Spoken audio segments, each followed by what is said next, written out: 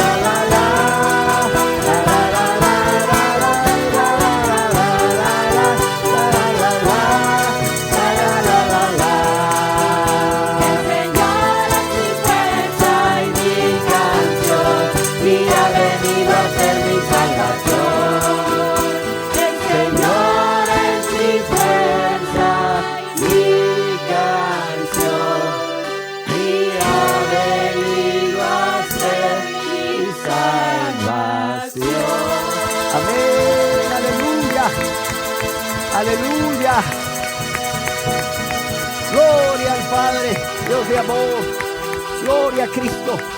Gloria a su Santo Espíritu. Aleluya. Bendito y alabado seas. Bendito y alabado seas. Aleluya. Aleluya. Te alabamos y te bendecimos, Señor.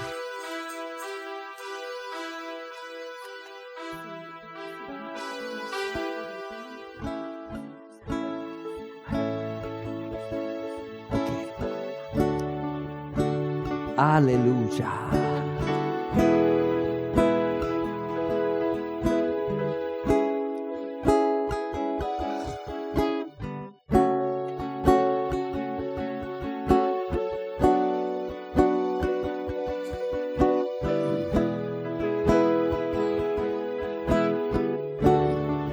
Gracias, Dios, por tu amor.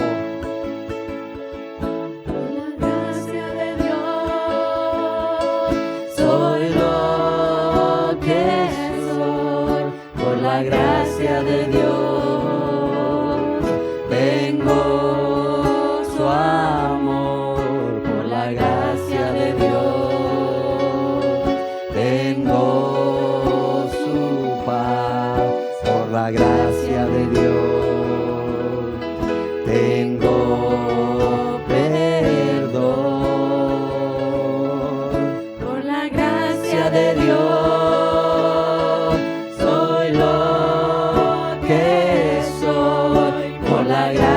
de Dios, tengo su amor. Por la gracia de Dios, tengo su paz.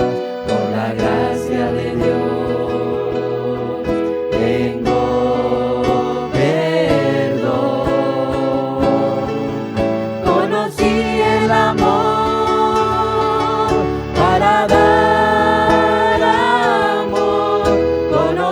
La verdad para hablar verdad, conocí el perdón para perdonar,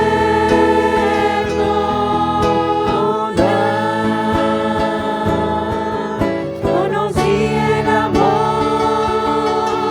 para dar amor, conocí la verdad.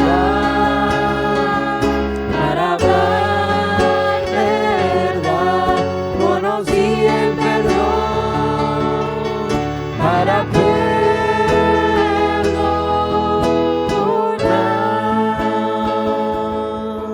por la gracia de Dios, soy lo que soy. Por la gracia de Dios, tengo su amor. Por la gracia de Dios,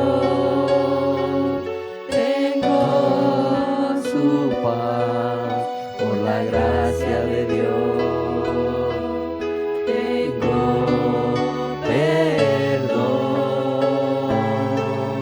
Conocí el amor para dar amor, conocí la verdad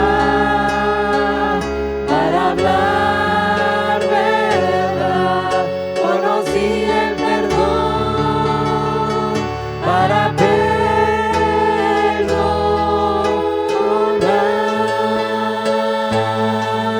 conocí el amor para dar amor, conocí la verdad para hablar verdad, conocí el perdón para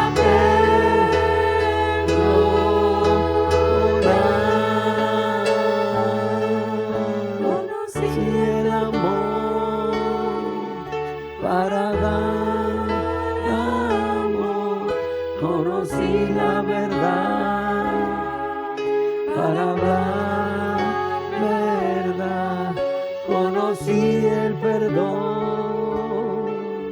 para perdonar.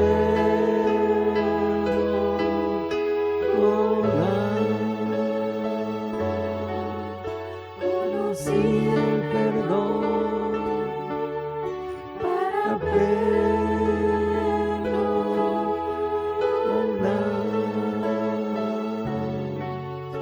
Oh, sí el perdón para perdonar.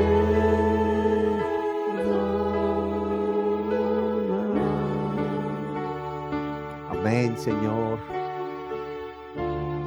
Porque ¿qué merecíamos nosotros, Señor, viviendo una vida de pecado, egoísta y en rebeldía, Señor?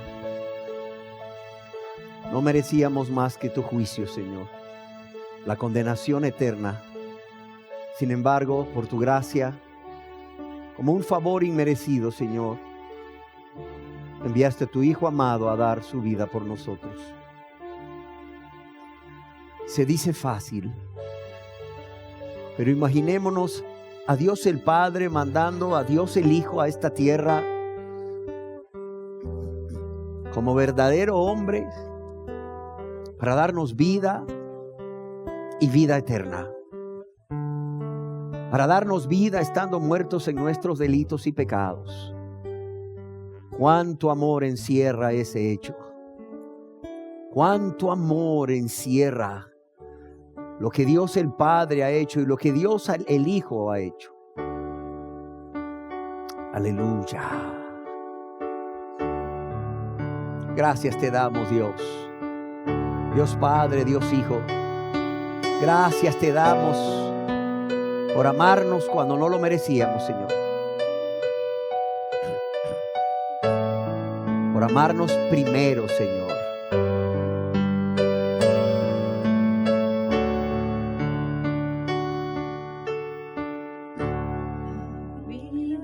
Eterna eres tú. Amén, Jesús. En ti yo puedo descansar. La roca Eterna eres tú. Mis cargas puedo en ti echar. De mis pecados yo olvidé.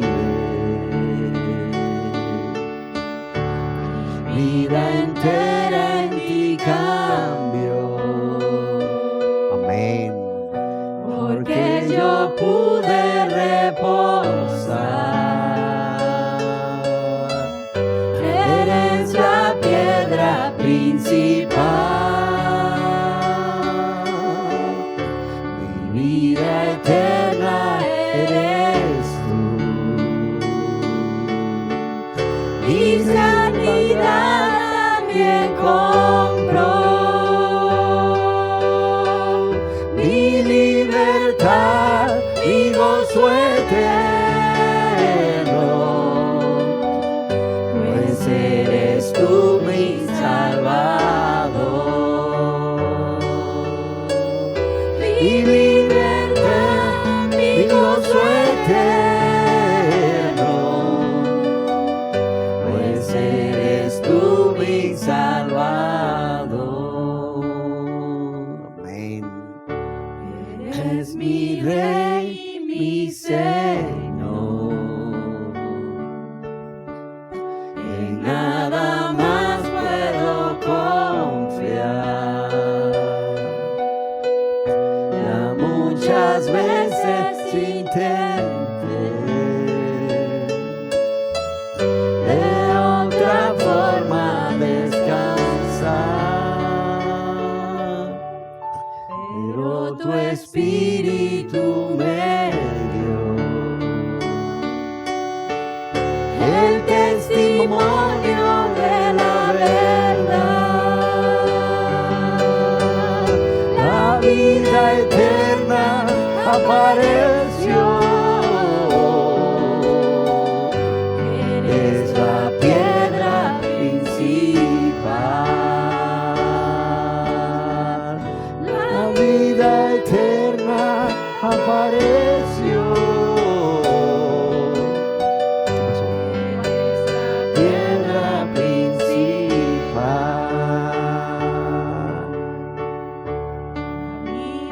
eterna eres tú. En ti yo puedo descansar. La roca eterna eres tú. Mis cargas puedo en ti echar. De mis pecados me olvidé.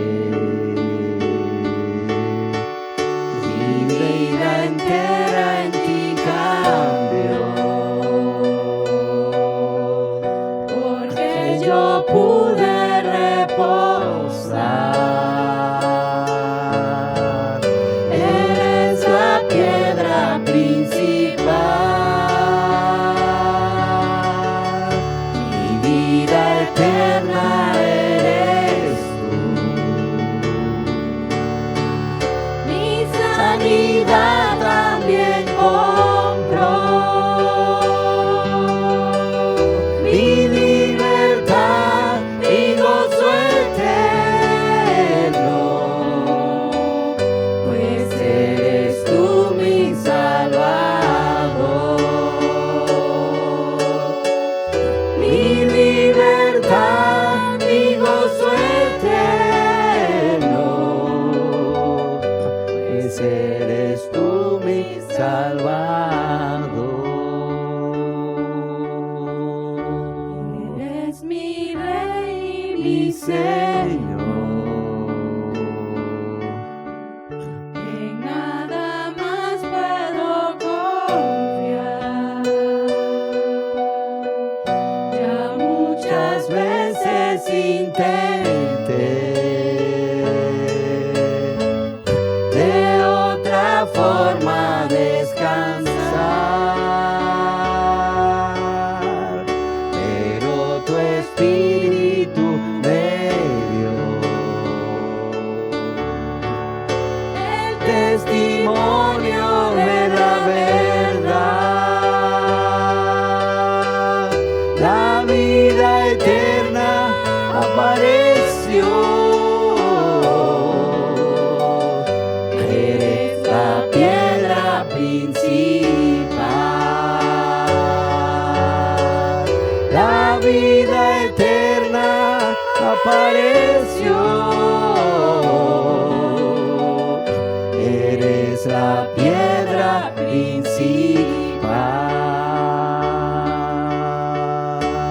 Pero tu espíritu me dio el testimonio de la verdad. La vida eterna apareció. Eres la piedra principal. La vida eterna apareció. Eres la piedra principal.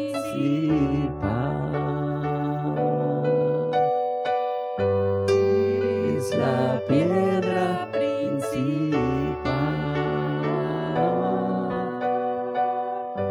Eres la piedra principal.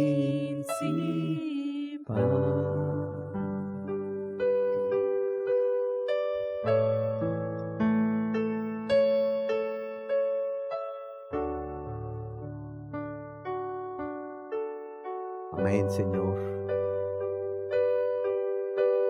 Amén, Señor.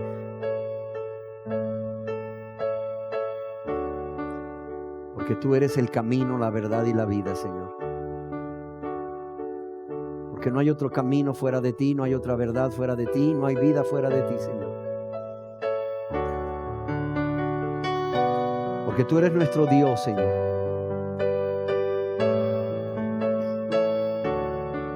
Ese Dios que en su amor se manifestó a nosotros y nos ha revelado al Padre.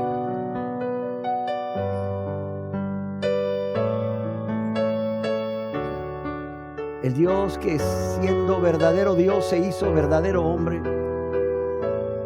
para morir por nosotros y darnos vida y vida en abundancia.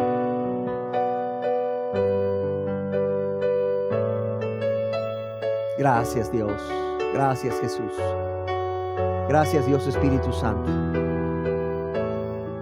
por tan grande amor y misericordia, por tan grande amor y misericordia. Te alabamos y te bendecimos y te damos gracias.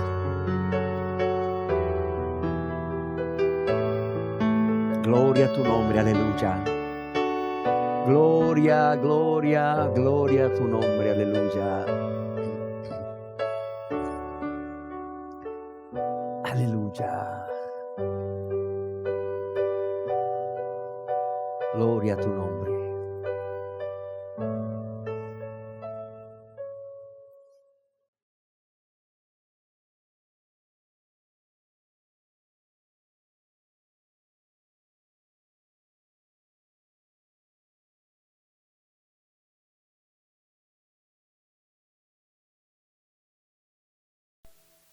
Muy buenos días a todos y a todas.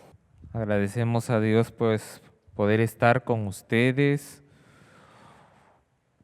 Un nuevo día de adoración al Señor, un nuevo día para que Él sea exaltado, para que Él sea bendecido. Y el día de hoy vamos a comenzar un grupo de enseñanzas que tienen por nombre el arrepentimiento, un cambio de vida. Esta sería la primera parte. El arrepentimiento, un cambio de vida. Vamos a comenzar leyendo Hechos, capítulo 2, versos 36 y 37, que dice: Sepa pues ciertísimamente toda la casa de Israel que a este Jesús, a quien vosotros crucificasteis, vosotros, ustedes, Dios le ha hecho Señor y Cristo. Al oír esto, se compungieron de corazón y dijeron a Pedro y a los otros apóstoles: varones hermanos, ¿qué haremos? Varones hermanos, ¿qué haremos? Leo Szilard era un físico de origen húngaro. Contribuyó decisivamente al desarrollo de las primeras bombas atómicas. Junto a Albert Einstein, envió una carta confidencial al presidente de Estados Unidos de aquel entonces, Franklin D. Roosevelt, explicándole la posibilidad de construir una bomba atómica.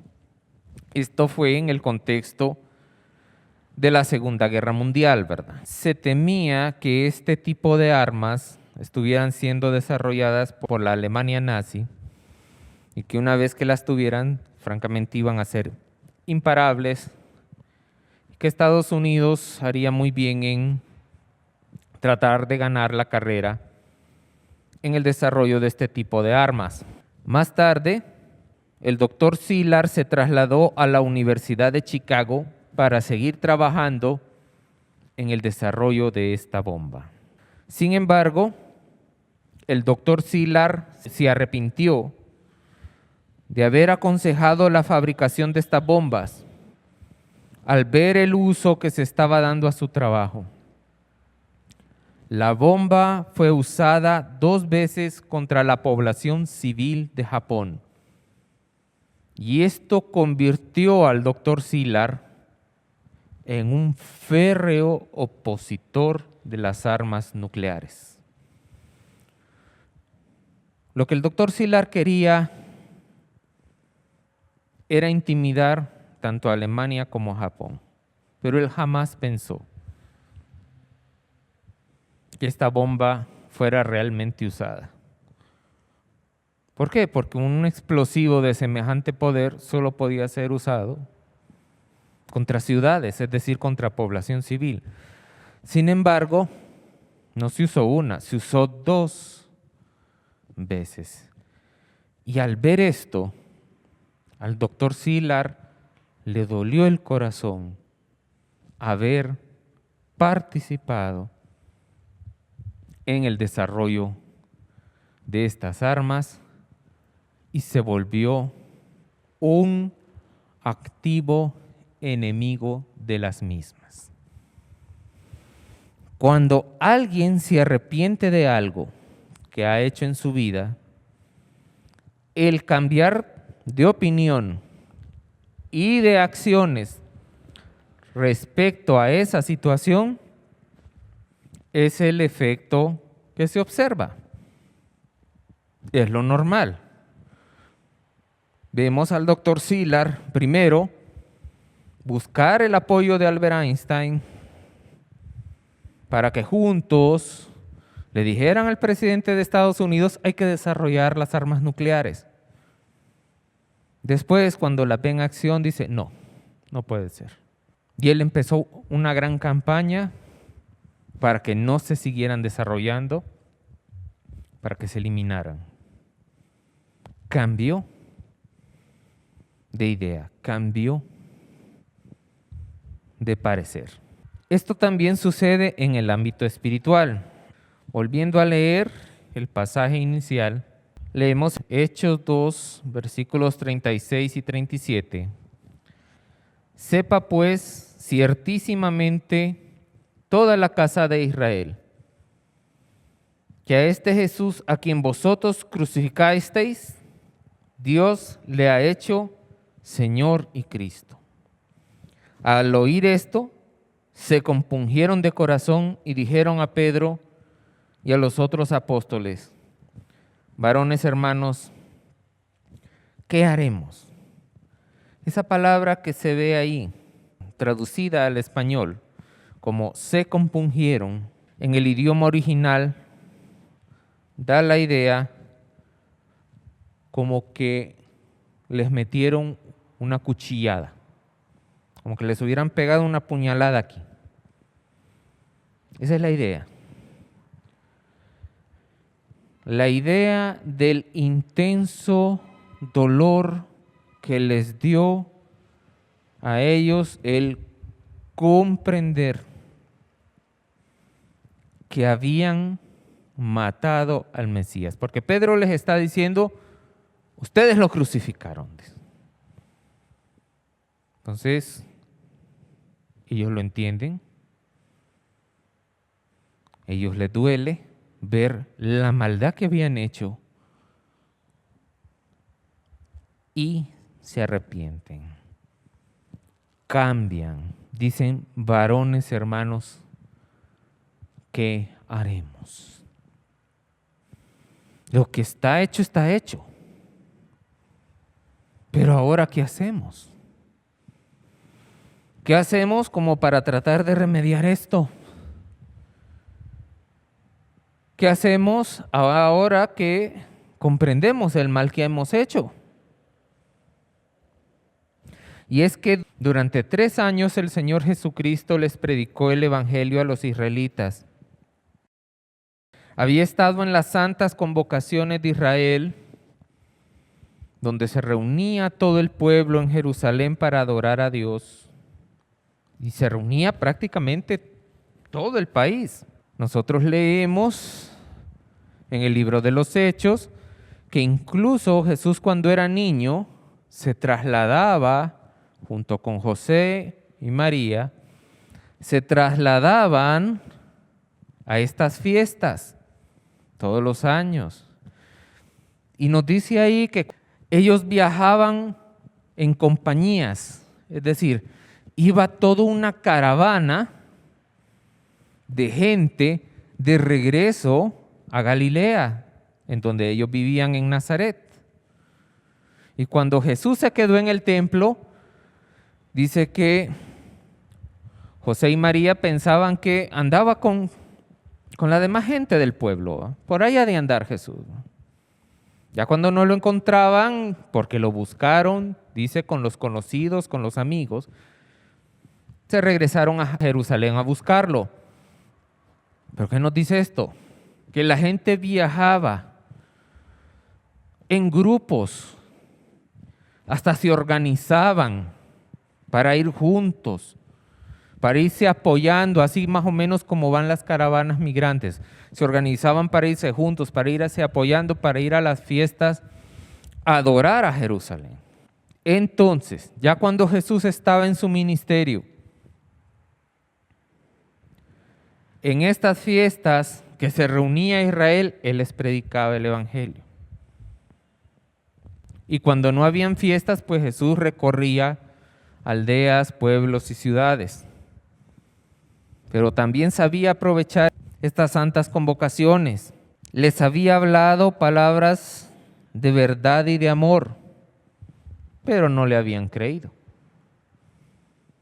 Les había hablado de arrepentimiento, de conversión, no le habían creído. Había hecho portentosos milagros, no le habían creído. No le habían creído, no. Pero en este momento que nos menciona el pasaje, después de que viene el Espíritu Santo en Pentecostés, los israelitas que estaban ese día en la fiesta de Pentecostés reconocieron ese día el daño que habían hecho. Habían crucificado al Mesías y les dolió lo que habían hecho. Imagínense, ¿cuántas de estas personas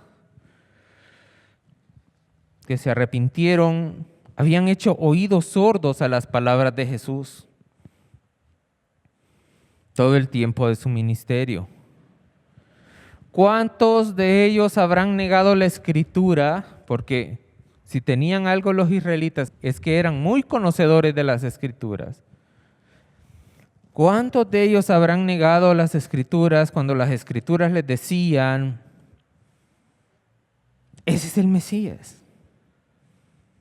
Ese es el Mesías. Tal profeta dice esto y él lo está cumpliendo. Tal profeta dice esto otro, él lo está cumpliendo. Tal profeta dice esto, él lo está cumpliendo. Y algunos lo negaban de frente, otros le buscaban por ahí diciendo, no, miren, es que él es Galileo, pero la Escritura dice que tiene que venir de Belén, así que no puede ser él. Otros, muy astutamente, se quedaban en medio. ¿Será este el Cristo? Y hacían la pregunta, pero no se atrevían a buscar la respuesta. Lo bueno era la respuesta. Bueno, ¿él es el Mesías? Lo que se ocupaba era la respuesta, sí o no. Pero se conformaban, se tranquilizaban, se excusaban a sí mismos solo con medio arañar las cosas y no llegar al fondo. Porque si él era el Mesías, entonces había que rendirse a él. ¿Cuántas de estas personas habrán estado ahí en la fiesta de la Pascua y habrán gritado frente a Pilatos, crucifícalo, crucifícalo? ¿Cuántos de ellos? No sabemos. Posiblemente hubieron parte de ellos, algunos de ellos y de ellas, que estuvieron ahí y después de haber visto sus milagros, después de haber oído de sus predicaciones que llamaban a la consagración, al amor a Dios, al arrepentimiento, aún así se atrevieron a decir, crucifícalo, Pilatos. ¿Y qué? ¿Les voy a dar a este bandido? ¿Prefieren a Barrabás? Sí, a Barrabás preferimos. No preferimos a él. Les dice Pilato, pero vamos a hacer una cosa, que su sangre caiga sobre ustedes. Sí, que su sangre caiga sobre nosotros. Sí, está bien, no hay problema. Suéltelo, a Barrabás, suéltelo, y a Jesús crucifíquelo. ¿Cuántos de ellos estuvieron haciendo eso? Crucifique ese hombre que ya me tiene harto de estar condenando mis pecados. Ya no lo aguanto. Pero ¿no fue él el que oró por tu mamá que se estaba muriendo y se sanó la señora? Mira, también es cierto que le estábamos dando tecitos aquí con hierbas y vos sabés que eso es bueno para las enfermedades y muy seguramente se curó con eso. Pero este hombre ya es un fastidio que solo vive metiéndose en la vida de uno, diciéndole a uno que se arrepienta, que deje los pecados, que deje el odio, que deje los rencores, que deje el orgullo, que deje la soberbia, que deje las inmundicias de este mundo, que deje de gozarse en los pecados y en los pecados de otros también. Ya nos tiene hasta aquí. Ya que lo maten ahí, crucificado. Tienen razón los fariseos, hay que poner remedio a esto. Elimínenlo. Pero este grupo de personas, cuando comprenden lo que han hecho, se arrepienten. Entonces, al ver lo que han hecho contra Jesús, al recordar sus palabras de cómo Él predicaba contra el pecado, pecados que se cometían también contra los prójimos, contra sus prójimos, sus esposas, sus hijos, sus vecinos, sus patrones, etcétera, también llegan a compungirse de corazón por todo esto que han hecho y se arrepienten. Según W.E. Vine, que es un experto en el griego, ¿cuál es la importancia del griego? Cuando usted lee algo, es importante ver el idioma de origen porque es el que más refleja la idea que se quiso dar. Es el más exacto. Por eso la traducción de la Biblia es una cosa bien delicada. Gracias a Dios ha habido hombres y mujeres ahora también muy consagrados a estudiar muy bien qué se quería decir con esto. Uno de ellos es el señor Vine, o fue el señor Vine. Entonces el señor Vine nos dice que en el griego original, esa palabra arrepentimiento que aparece ahí es la palabra metanoeo. Meta, que significa después, y noeo, que significa conocimiento. Así las personas, después de que comprenden cómo han quebrantado el corazón de Dios y de su prójimo con sus pecados, se arrepienten.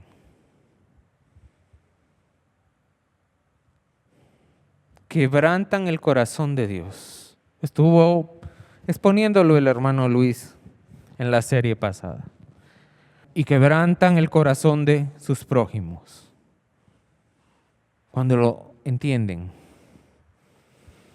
Cuando son humildes y se dejan convencer por el Espíritu Santo de pecado, entonces se arrepienten, metanoeo, y cambian de conducta. El arrepentimiento real, un arrepentimiento verdadero, lleva en sí mismo dos cosas. Primero, un cambio radical de pensar respecto del pecado. Pasando, óigalo bien, de amarlo a odiarlo. Pasando de amarlo a odiarlo. Se me viene un ejemplo a la mente.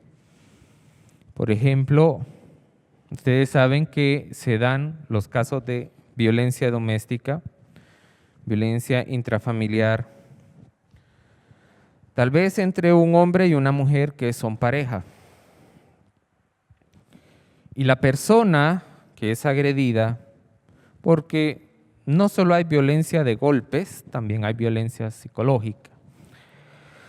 La persona que es agredida, por más que sufra, por más que sea herida, si ama a esa otra persona, sigue junto a él o junto a ella. Lo sigue aguantando.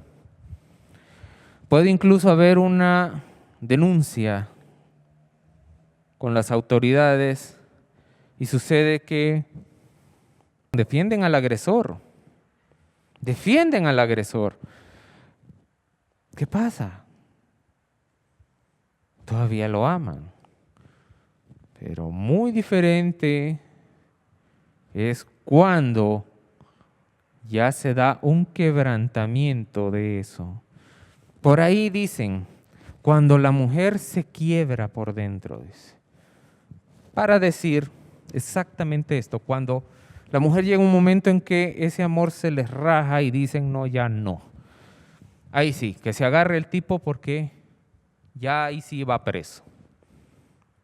Porque ahora sí, ya se cansó la mujer de estarlo aguantando y ahora sí. La próxima que haga, no hay para dónde. Bueno, cuando alguien se quiebra y se da cuenta de que su amado pecado es en realidad algo aborrecible, es en realidad algo francamente monstruoso, dañino, ilógico, todo lo malo. Entonces, de amarlo, pasa a odiarlo. Y el hombre que antes era un mujeriego empedernido, ahora se convierte en un hombre casto. Y todos sus amigotes, se les cae la quijada hasta el suelo. ¿Cómo? Que ya no vas pero si sos un mago para conquistar mujeres, ¿cómo se te ocurre? No, yo ya estoy arrepentido. No lo vuelvo a hacer. Y empieza a decir, ¿por qué? ¿Por qué? ¿Por qué? Y dice, yo me arrepiento, me avergüenzo de lo que he hecho. No lo vuelvo a hacer. Cambia. Y la segunda cosa que lleva implícita un arrepentimiento real es un cambio total de acciones. Deja de practicar el pecado y se convierte en siervo de la justicia. Es decir, se entrega a vivir de todo corazón conforme a los mandamientos de Dios. Así como antes la gente, pues lo que le gustaba era el pecado, vivía en el pecado, pensaba pecado, hacía pecado, soñaba pecado, anhelaba pecado. Ahora es diferente. Ahora anhela santidad, vive santidad, busca santidad. Se aleja lo más posible del pecado. No, ya no. Ya no. Todo aquello que se le venga a la mente que pudiera ser pecado, no. Fuera, fuera, fuera. Se aleja. Y se aleja porque lo odia. ¿Por qué lo odia? Porque ya se convenció cómo es el pecado, que es malo, que es abominable, es dañino. ¿Cómo lograr esto? Pues hay que humillarse ante Dios, hay que abrir los oídos cuando Dios habla. No cuando el predicador habla, cuando Dios habla en la Biblia.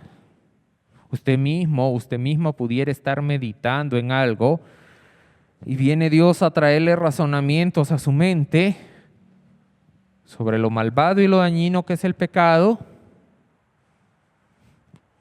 pero viene usted y tal vez cierra su mente, cierra su lógica, busca por otro lado, inventa excusas, empieza a razonar de otro modo y empieza a poner razón. Entonces ahí resiste al Espíritu. Entonces ahí no va a ser. No va a comprenderlo. Se tiene que darle apertura al Espíritu de Dios para que Él le muestre y le convenza de pecado. Él está totalmente dispuesto a hacerlo. ¿Usted le va a dar oído a sus voz? ¿Le va a dar oído a lo que Él dice?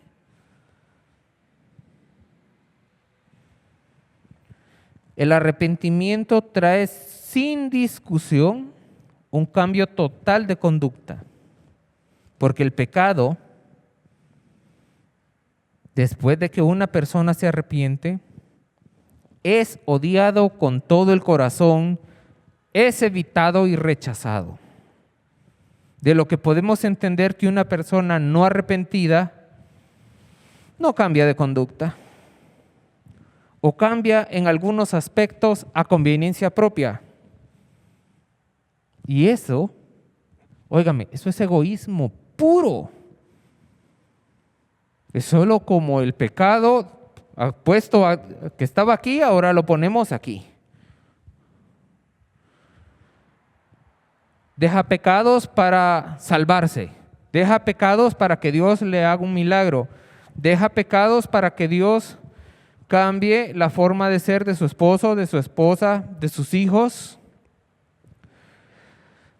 Viene y deja pecados porque lo que anda queriendo es que Dios le haga el milagro de que sus padres no se divorcien. Ya hablaron de divorcio y tal vez los jóvenes no quieren que sus padres se divorcien y entran a una iglesia y empiezan a hacer cosas como para que Dios se sienta comprometido y les haga el favor de que no se divorcien, pero no están dejando el pecado porque de veras entienden que es malo. Lo hacen por puro egoísmo, por purito egoísmo, por no sentirse tan culpables, por ponerle algo así como una anestesia a la conciencia. Vaya, cuando a uno le duelen las muelas y no ha podido ir donde el dentista y comprar un poco de esa anestesia que venden y se pone en la muela y se alivia por un rato el dolor. Entonces así dejan algo malo, entonces para que se pueda anestesiar la conciencia y la conciencia pueda respirar un rato y ya no moleste tanto. Vamos a examinar el caso de dos personas en la Biblia que eran muy malos, pero muy malos, pero que al arrepentirse cambiaron drásticamente de conducta. El primero es nada menos y nada más que el rey Manasés. El rey Manasés, para que entremos en contexto, el rey Manasés fue hijo del rey Ezequías. Ezequías fue un rey piadoso a los ojos de Dios, un hombre que demostró amar a Dios. Pero su hijo Manasés se comportó de una manera totalmente diferente a su padre. Leamos en Segunda de Reyes, capítulo 21, versos 1 al 3. De 12 años era Manasés cuando empezó a reinar y reinó en Jerusalén 55 años. El nombre de su madre fue Epsiba. E hizo lo malo ante los ojos de Jehová, según las abominaciones de las naciones que Jehová había echado de delante de los hijos de Israel. No, es que era inmaduro, mire, tenía 12 años. No, Dios no disculpa el pecado con ese tipo de argumentos. Dicen los proverbios, hasta el muchacho es conocido por sus hechos. Ya a esta edad Dios hace responsable moralmente a las personas por sus acciones. Ya saben lo que hacen. Porque volvió a edificar los lugares altos que Ezequías su padre había derribado, y levantó altares a Baal e hizo una imagen de acera, como había hecho Acab, rey de Israel, y adoró a todo el ejército de los cielos y rindió culto a aquellas cosas, porque no eran dioses, eran cosas, eran ídolos, eran muñecos construidos de ¿qué? Piedra, barro, madera, algún metal, incluso oro, pero ¿qué eran? Cosas, eran ídolos, la imagen de Baal, la imagen de Acera, imágenes de los ejércitos de los cielos. Entonces, este rey Manasés no quiso imitar a su consagrado padre, porque él vio a su papá cómo se comportaba. No quiso ser como él. En vez de eso, imitó a uno de los peores reyes de Israel, Acab. Famoso Acab en el libro de los reyes. Lea la historia de Acab y de su esposa Jezabel y usted se va a dar cuenta qué clase de persona era Acab. Bueno, pues a este Acab, que era un malvado, fue a quien Manasés imitó, no a su papá, que era un hombre piadoso. Él, Manasés, adoptó la misma adoración patrocinada desde el palacio real a los ídolos de Baal y Acera, que marcaron el reinado de Acab. También trajo nuevas formas de idolatría a Judá, eso de adorar el ejército de los cielos, montones de espíritus. Es un culto que ya venía de Babilonia. Babilonia estaba creciendo como nación.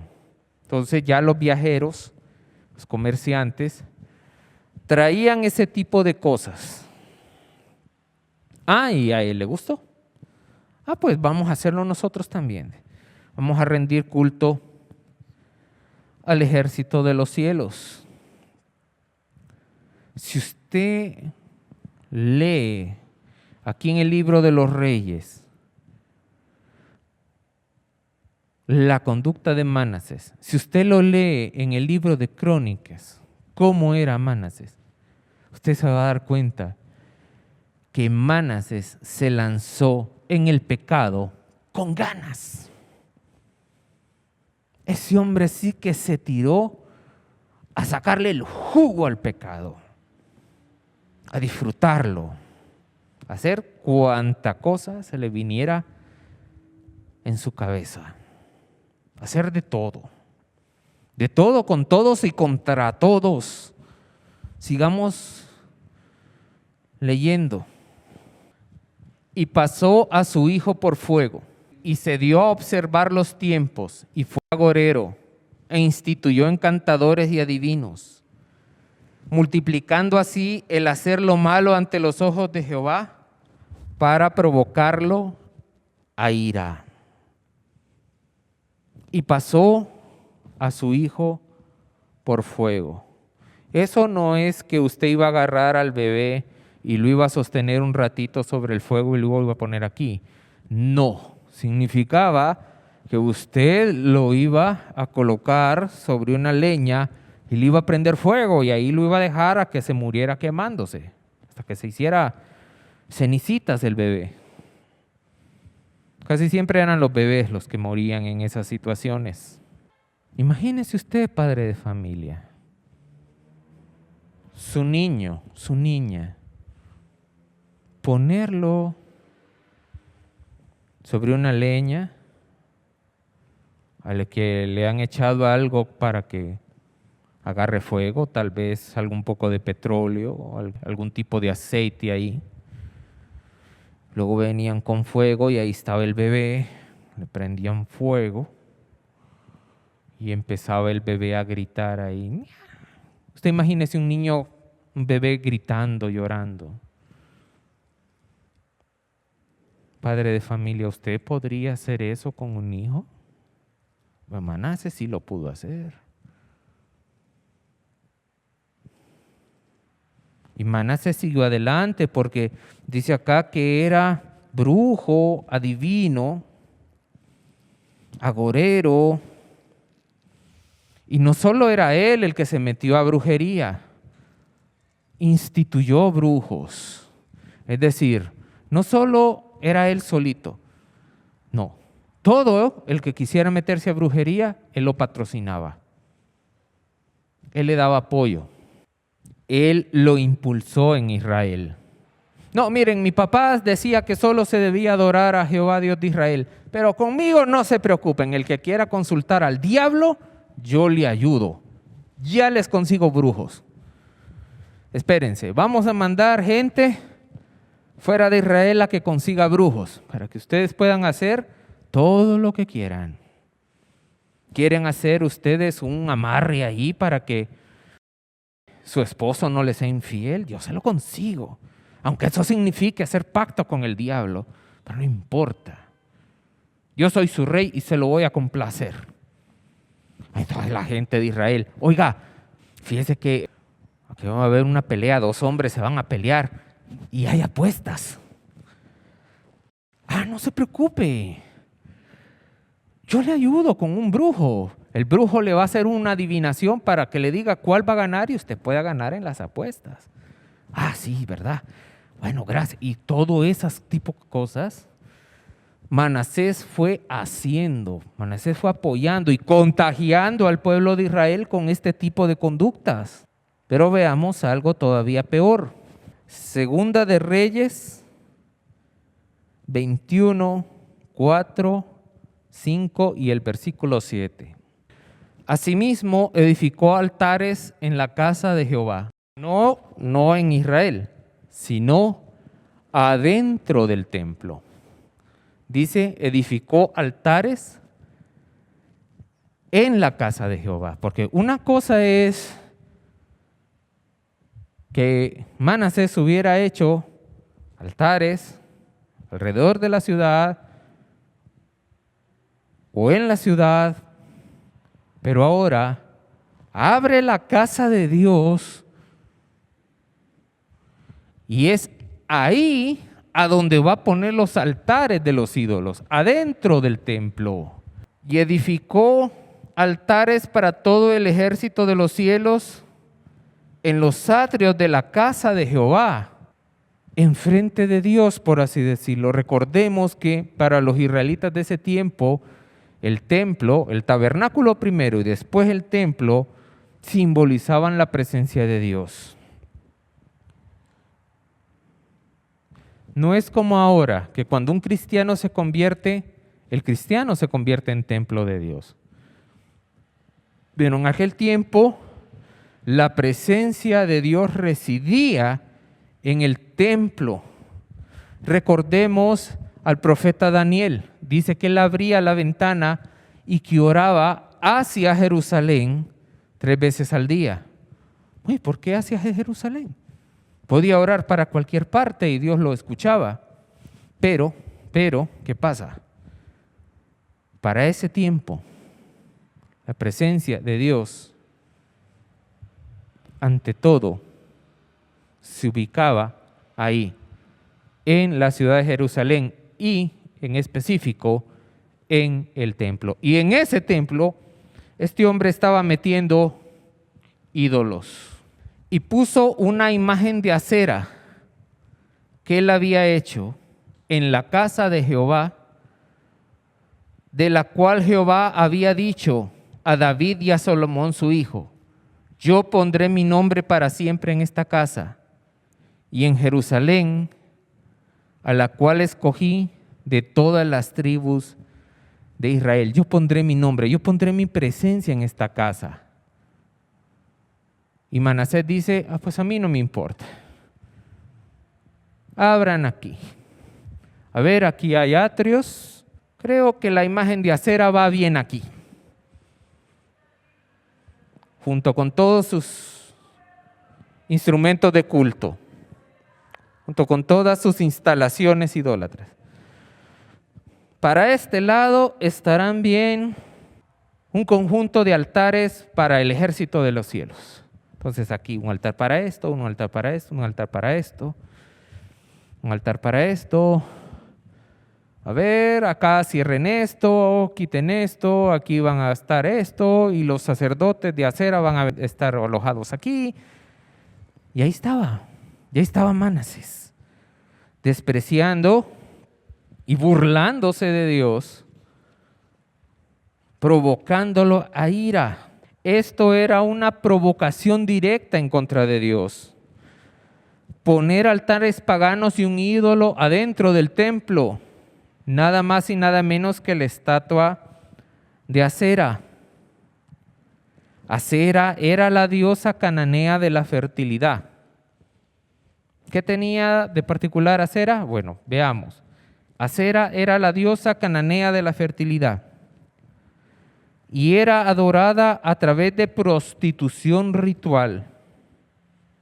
Esto significa que Manasés convirtió el templo santo de Jerusalén en un lugar de prostitución idrolátrica.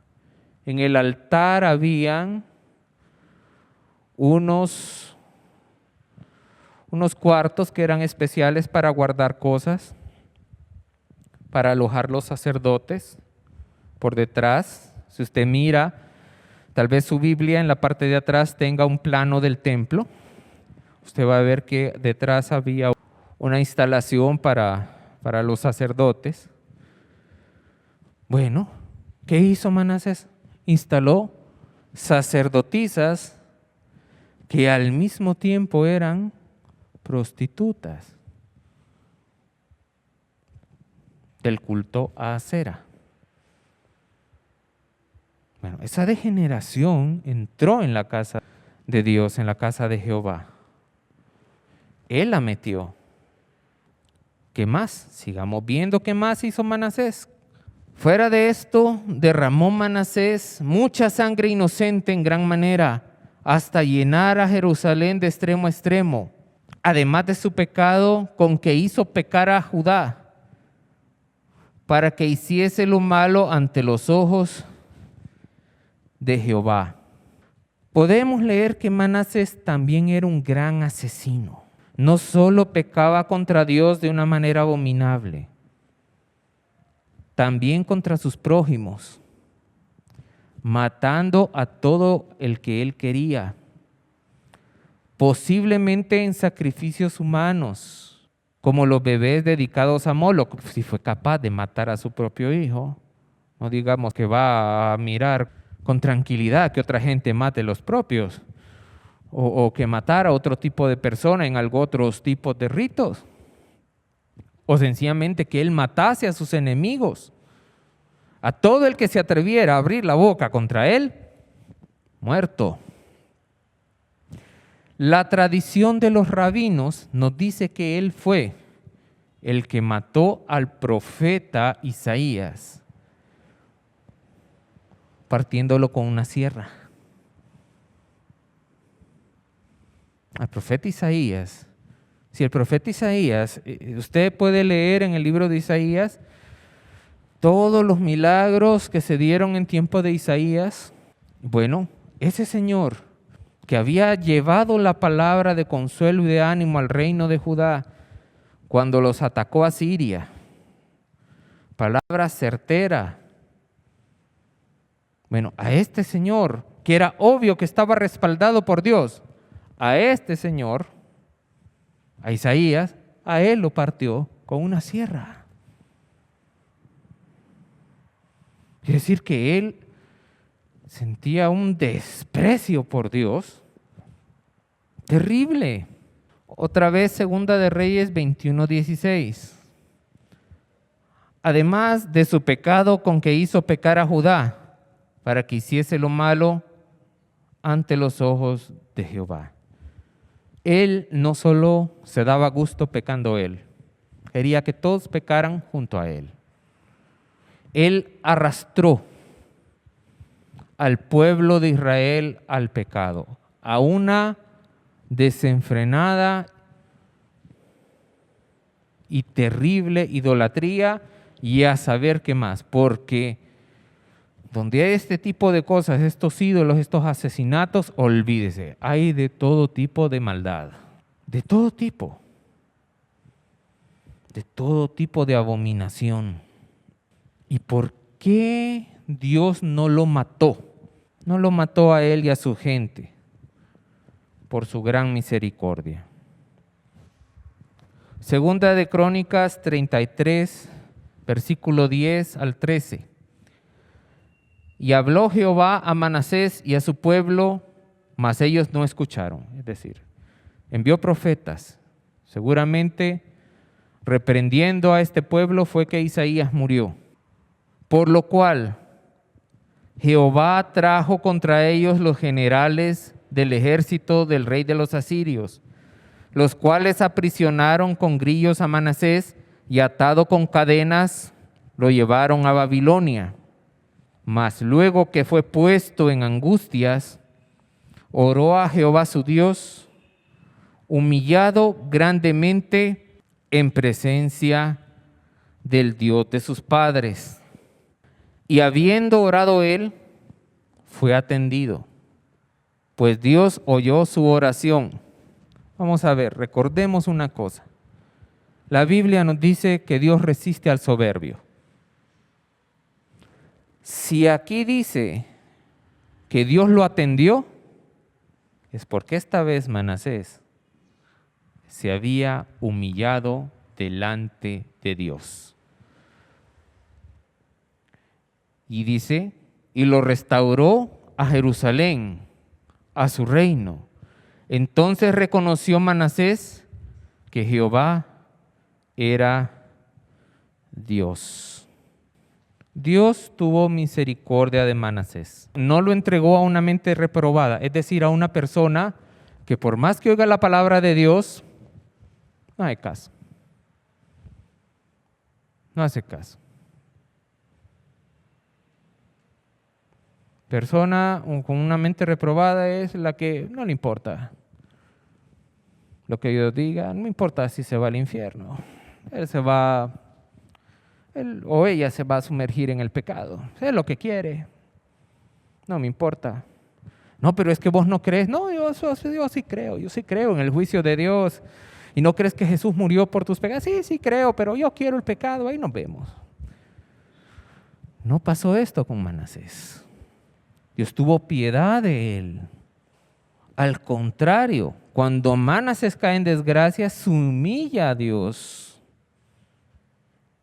Y esto lo llevó a arrepentirse y a ser perdonado. A veces Dios tiene que traer la desgracia sobre una persona para que ésta se humille. Recuerde, el gran rey, ¿verdad? Que hacía lo que le pegaba la gana. Ahora estaba encadenado y metido en un calabozo. Un calabozo allá, en un hoyo prácticamente en la tierra. Ya lo tenían a Manasés. Todos sus lujos, sus delicadezas, sus comodidades, nada. Mejor le fuera estar prácticamente desnudo por la calle, porque estaba libre. No, ahí estaba encadenado, tirado en un hoyo. Y se humilló. Pero eso fue una bendición para Manasés. Y es que mientras los corazones de las personas sigan erguidos en sus soberbias, así como dice Santiago, que dice en plural soberbias, será imposible que las personas se arrepientan. Por eso Dios tiene misericordia de ellos, trayéndoles a su vida sufrimientos para que puedan recapacitar. Es un acto de misericordia. Para que puedan entenderlo. Para que pueda decir Dios, ¿por qué? Y cuando diga Dios, ¿por qué? Dios le responda, es que tú eres un impío, tú eres una impía, tú te has levantado en rebelión contra mí, has hecho esto, esto, y conoces el evangelio que dice esto, contra el pecado, aquí y allá, y sigues viviendo tu vida igualita. Por una oreja te entra y por otra te sale literalmente. Sigue siendo igual que siempre. Y que la persona ya está dispuesta a escuchar, dice, yo me he portado soberbiamente contra Dios. Yo he levantado mi corazón, yo he levantado mi persona, yo he levantado mi autoconcepto, caramba, a nivel de Dios mismo.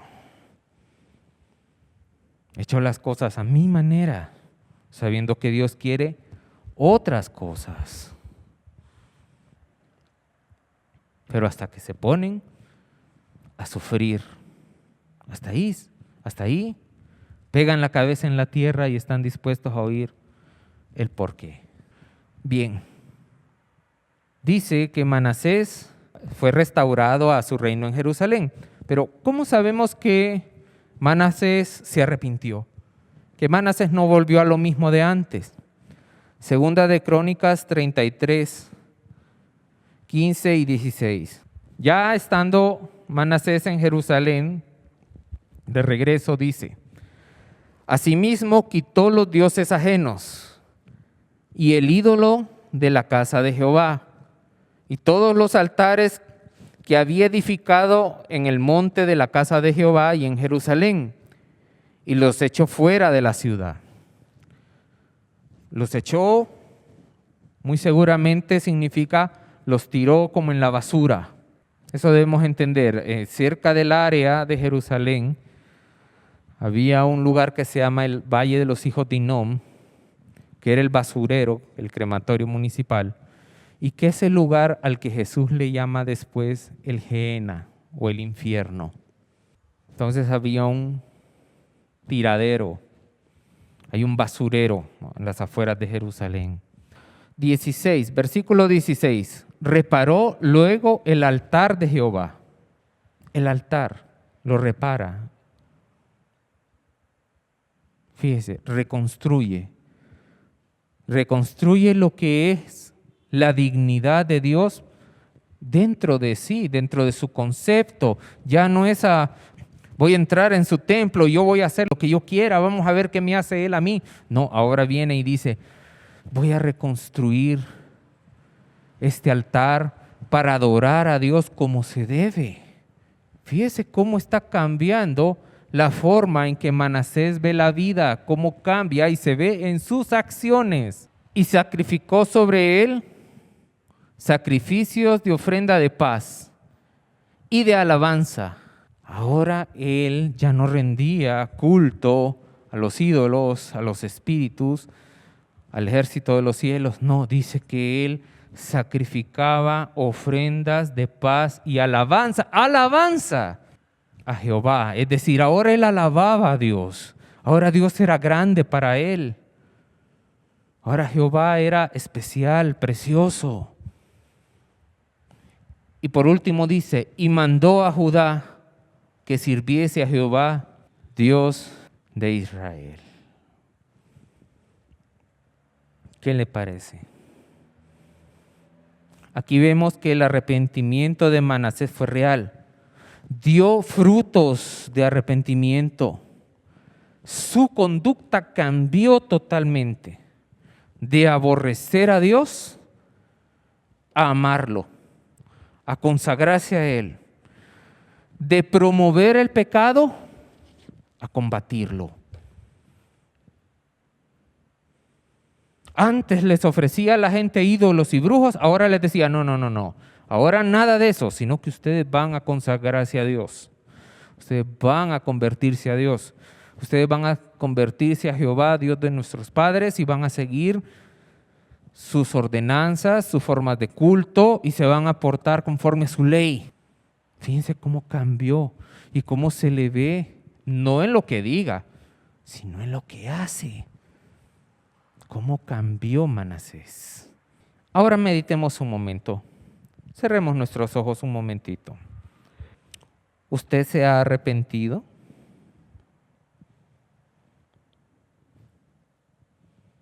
¿Ha cambiado radicalmente de conducta después de que se arrepintió? ¿Dejó todos sus pecados? ¿Por qué los dejó? ¿Por miedo al infierno o persiguiendo las bendiciones de Dios? ¿Por qué lo hizo?